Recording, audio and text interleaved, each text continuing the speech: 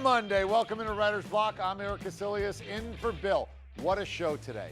Jeremy Roenick is going to tell you how mac and cheese can save hockey. He's also going to tell you which two teams you're not talking about can win the cup based on their goaltending.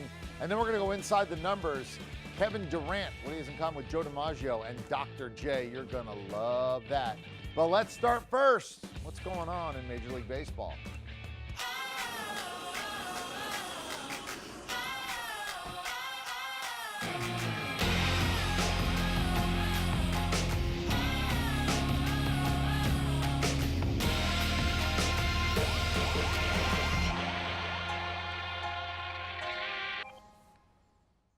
Hey. All right.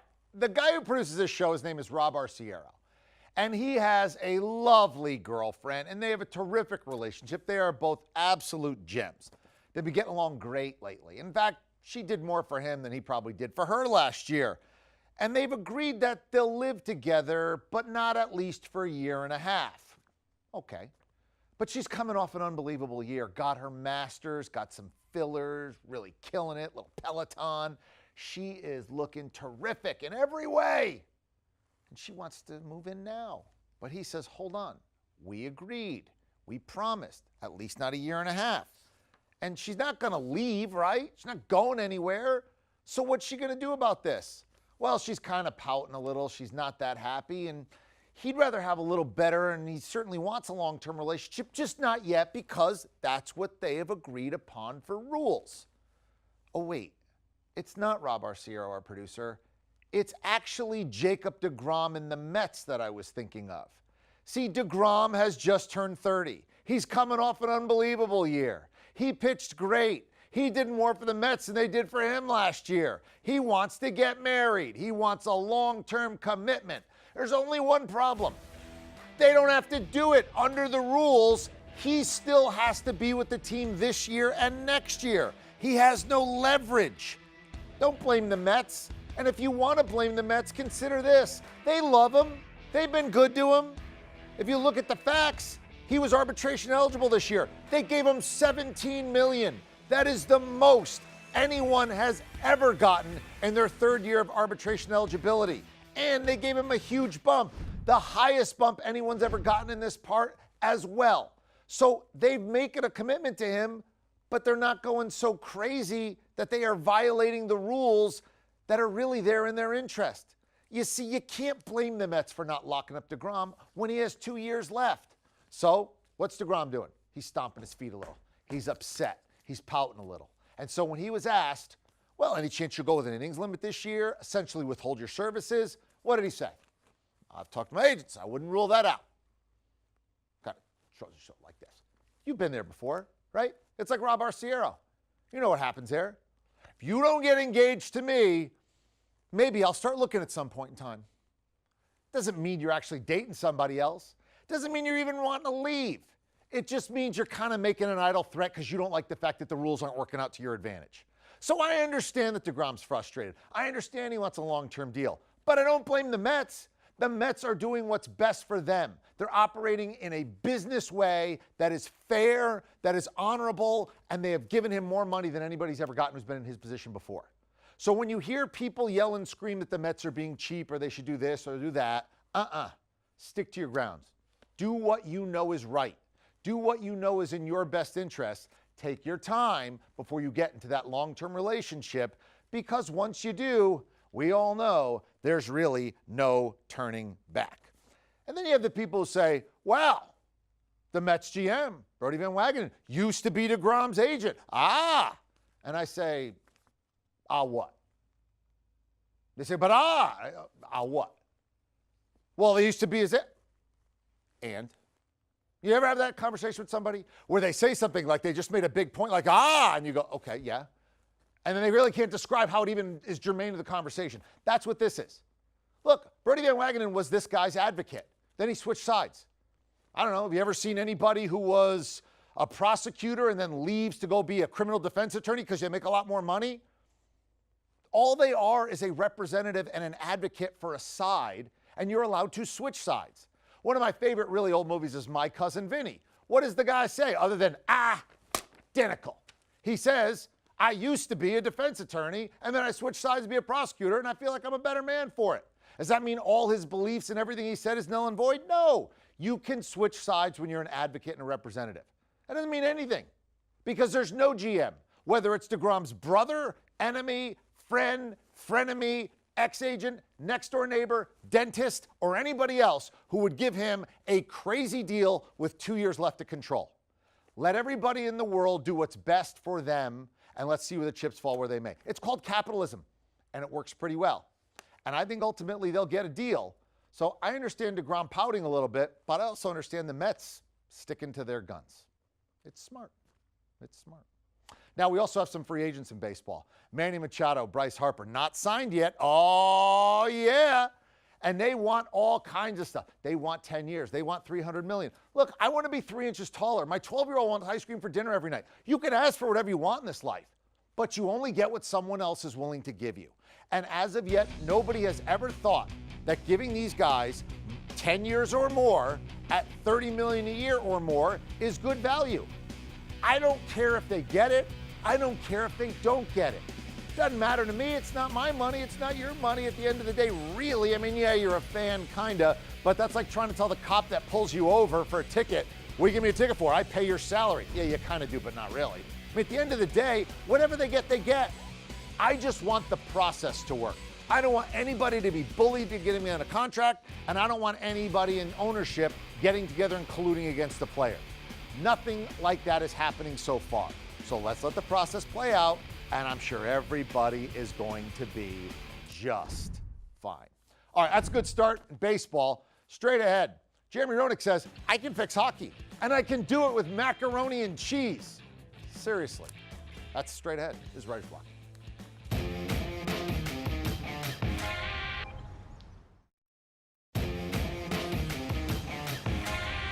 Back in on Writer's Block, I'm Erik Kuselias in for Bill. How are you today? Well, if you're Jeremy Roenick, every day's a good day. This is a kid who at 19 years old found himself in a classroom on a Monday and then skating on a line in the NHL on a Tuesday night. I mean, that's what kind of wild ride this has been. And here he is years later on top of his game, analyzing the sport, and one of the great ambassadors for hockey. What's up, JR? How are you, bud? What's up, Erik? Good to see you, man. It's been a long time. Glad to see things are going well. Yeah, you too. Let me start right now. Look, I can look at a headlines or a website or whatever, but for you personally, what's the number one storyline in hockey right now? Wow. I think there's a couple things right now. I think what Tampa Bay is doing and blowing away the whole NHL right now in points has been, it's just been unreal watching.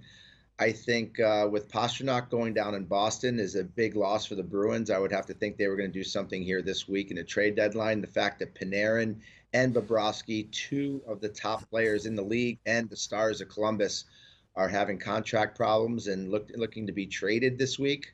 And I think the debacle of Edmonton, Colorado, Anaheim, Minnesota, nobody seems to want to make the playoffs in the West and on the West side. So, and I'll even throw Nashville into that mix a little bit right now. They're not playing very well. A lot of crazy things going on in the league. You mentioned Tampa, right? They're 15 points clear of everybody else in the NHL. And then you talk about out West. And out West, two of the top three teams are Winnipeg and Calgary. Is it going to be disastrous for the NHL when you look at a ratings type of thing if the Stanley Cup final is Winnipeg and Tampa? Disastrous. I don't think it's disastrous for the NHL. I think a little bit more disastrous for NBC. I think you lose a lot of your viewership when the game's not in the United States. But, in Canada, that's so big. They haven't had a team win the Stanley Cup since 1993. So there's been a big drought up in Canada. Winnipeg doesn't have a very big market, but they have a very good team. Calgary is probably one of the surprise teams of the National Hockey League. Whether it's going to go up through Canada is the big question. I think more so the networks are going to be a little bit more anticipating the finals more so than the National Hockey League. But I wouldn't count out the San Jose Sharks in that conversation either. They are without a doubt one of the strongest teams, I think, in the West. So how can we spin that to make it a positive? You and I both love hockey, And Yeah. this is a sport where every city does have a chance, and any city can quickly come back up. Can we sell that? Is that our best spin forward so that more people get it? I can sell it really really easily. In Winnipeg, you have an American, Blake Wheeler, that's leading their team in points and is the captain of a very good hockey team. In Calgary, they have a tremendous American leading scorer named Johnny Gaudreau, one of the most exciting players to watch in the National Hockey League. And in San Jose, they have their top goal scorer is their captain and an American in Joe Pavelski. So there's a lot of ways that you can run this the gamut. In Calgary, you also have Matthew Tkachuk, who is the son of the 500 goal scorer Keith Tkachuk, who is a good friend of mine. There's a lot of good ways that you can spin it back into the United States if the games happen to go up there into the north. But no matter what, it will be the best product that you'll get in sports, as the playoffs and the Stanley Cup usually are. See, this is why I knew. I knew you'd be able to do that. You're always good at that. Anytime we need that, I know Jeremy Roenick is going to be a great ambassador for the NHL. But at the end of the day, a lot of times this comes down to goaltending. Who's the goaltender on a team right now that's maybe middle of the pack, either east or west, that you look and you go, you know what? If that guy gets hot at the right time and stands on his head, they may end up hoisting the trophy at the end, and they're not a team getting a lot of attention right now. Two teams. They're getting attention, but not the attention that the Toronto Maple Leafs are or the Tampa Bay Lightning are. And I just talked about him. If Martin Jones plays the way he did 2 years ago for the San Jose Sharks get back to the finals and probably win the Stanley Cup this year. That's how good their team is. If the Boston Bruins make a really good trade and get another good scoring right winger in there, and if Pastrnak comes back healthy, I think the Boston Bruins, with how good Rask can play, Rask I don't think has lost a game yet in 2019. That's saying something when you're if he did, he's lost one. So those are two teams with goaltenders that have the ability to steal games, but nobody's talking about them as being real cup contenders, but I am. All right, so watch out for the Bruins in San Jose if their guy gets hot or stays hot in the case of the Bruins as we get through and go into the playoffs. You know, one thing that we had discussed here on the show about a week back when we were talking about hockey was how big a deal it was to play on back-to-back nights, because we're seeing a lot of that this year. And I said, you know what, next time I see JR, I'm going to ask him, because this is a guy who played 20 years at the high level and played as a young guy, as a guy who was in his prime, played a guy older in his career. When you see a team like Washington, back-to-back nights on the West Coast, is this overrated or underrated? It's so overrated, it's ridiculous. Say, boo-hoo. I got to play 2 games on back-to-back nights. What do I make? 1, 2, 3, 4, 5, 6, $7 million. I don't feel bad. I don't feel bad for them, Eric. I'm telling you right now. That's what they're paid to do. That's what they love to do. Put them in the net.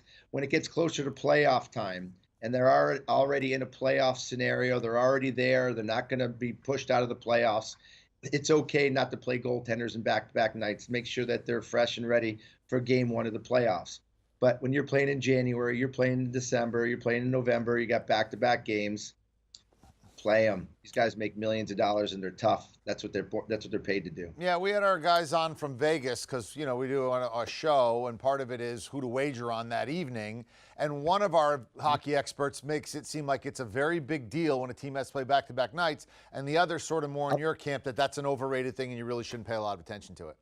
Hey, listen, I go by my personal experience. When I played back-to-back nights, I felt better the second night than I did the first night. There's a couple of reasons to that. When you play in a hockey game, Eric, you lose about 8 pounds of water weight in a course of a game.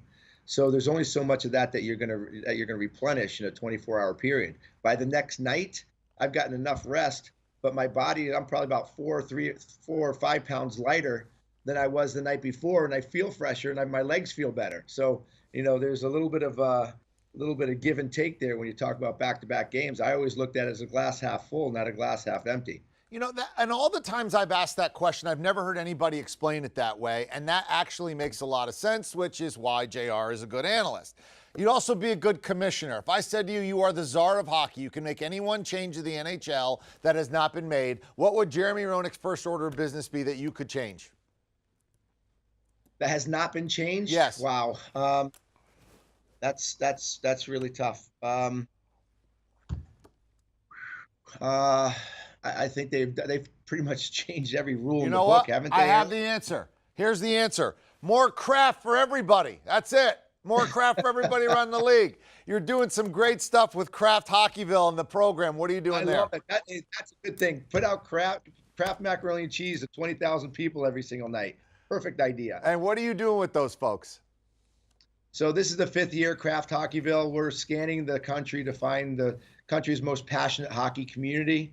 Kraft is doing a great thing by putting hockey up front, celebrating the game of hockey, and going out and celebrating the small towns of America. And I think those are the towns that get forgotten, Eric. That is really important to the future of hockey. You got a lot of NHL stars that come out of these small towns, and sometimes they just need a little boost and a good place to play. So what Kraft does is we go out and we find the most passionate hockey community. So you can go to krafthockeyville.com and nominate your arena and tell us a story. Write us a letter on krafthockeyville.com. Tell us why your community loves hockey so much. Tell us why your arena in your community is so important to your child or to the community's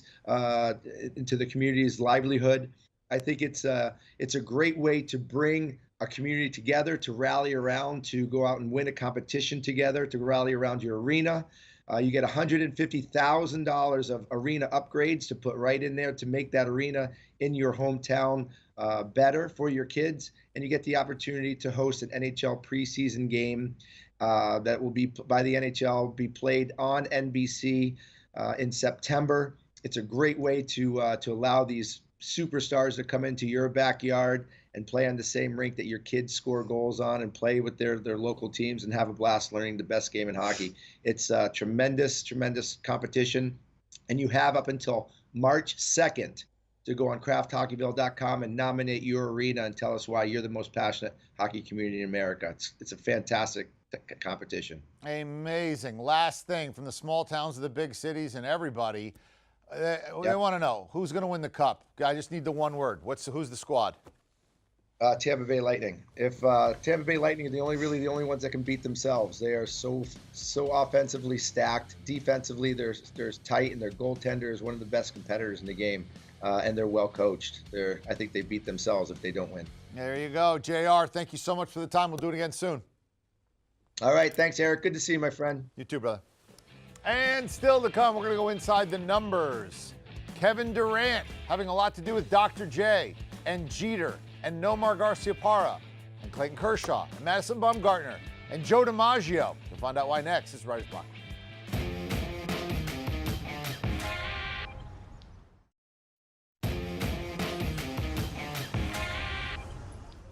Back in on Writer's Block, and when we go inside the numbers, sometimes we just pick one sport or one event. But in a busy weekend that had NBA All-Star Weekend, we had UFC fights, we had all kinds of stuff going on, including upsets in college hoops. We wanted to make sure we got you all up to speed on all the numbers. So our Inside the Number edition is essentially a weekend edition. Let's start with number 7, or as I like to call it, the John Elway. In today's college basketball AP poll, the entire top 7 newly ranked. Duke, your new number 1, while the previous number 1 ranking changed the most in the top 7 as Tennessee fell 4 spots after they got sort of housed in Lexington by Kentucky. Gonzaga, though, number 2 in this poll, but number 1 in the CBS Top 25 and 1. Next up, how about 26, or as I like to call it, the Sony Michel. Francis Ngannou knocked out Cain Velasquez in 26 seconds. That's right. That was the 12th fastest knockout in UFC heavyweight history at 26 seconds. Yikes. Ngannou now has 9 first-round finishes. Next up, how about number 2, or as I like to call it, yeah, Jeets! With his Daytona 500 win Sunday, Denny Hamlin took home his second Daytona 500 crown, also just the second time in the Daytona 500 history that a team finished top 3. Joe Gibbs Racing, they took home first, second, third place. And oh, by the way, here on our air, Todd Furman, before the race, picked Denny Hamlin to win this thing. Nice job. Nice job. Next up, how about 5, or as I like to call it, the Nomar. I mean, I got Jeter in there. I might as well pick Nomar. Yeah, I could have picked Joe DiMaggio, but we decided to keep it shortstops relevant. J.B. Holmes outshot Justin Thomas by 5 strokes on Sunday. He was down 4 strokes, outshot by 5. He wins the Genesis in Southern California. This was sort of a rain-soaked tournament with a lot of guys not being able to complete rounds and move back and forth. But J.B. Holmes doesn't care. He's got the trophy, and he also has 5 PGA Tour wins, so a little 5 synergy there. Next up, number 40. How about Madison Bumgarner? Want to go with that one? This one was too easy. Severino, starting pitcher, 4-year extension through 2022. That includes a 5th-year club option that will cover 1 season of free agency. The 4-year deal buys out the arbitration years. It's worth the $40 million. It could max out over 52. And Severino took a little poke at Jacob deGrom, who we talked about earlier in the program, saying, I would never threaten to put myself on an innings limit. I want to win. I want to pitch. You know what? Good for you, Severino. A lot of folks in the media are going to be mad at you for not standing up for a fellow player, but what they're not going to point out is the fact that you're 100% right. Guys who say, well, maybe I won't do this because they don't get what they want, they're pouty. They're pouty little, you can fill in the blank with that third word, and they're not the kind of competitor that you want a team. I want a guy that has that look, not a guy who's saying I got to talk to my agents before I determine if I'm going to actually give you a full year of service. Next number, 6, the Dr. J, because, you know, we're talking hoops here. By winning last night's MVP award, Kevin Durant, just the 6th player to win multiple All-Star MVPs, multiple Finals MVPs, and at least 1 league MVP. The others, MJ, LeBron, Kobe, Magic, Shaq. That's a heck of a list. Basically, 4 of those guys are either former or current Lakers in the case of LeBron. The other one, MJ, I don't know, maybe Kevin Durant is a future Laker. We shall see. And then finally, 22. Let's go with Clayton Kershaw. 22. And Team LeBron's 20-point comeback win, they hit 22 3-pointers in the second half. I think Damian Lillard's still out there knocking them down from just on over half court. The most 3-pointers made in a full NBA game is 26. They hit 22 in the second half alone. I admit, it's a little easier when nobody is playing any kind of defense. All right, that takes us inside the numbers. Thank you so much for being with us today. We had a lot of fun doing it. Thank you to Bill for having me host it today. You're going to have a lot of fun with all the rest of the programming on the day, including 6 o'clock Eastern. They have this great show called Sportsline. Really handsome host. I don't know who it's going to be today, but we'll find out. Have a great rest of your day. I'm Erik Kuselias. This is Writer's Block.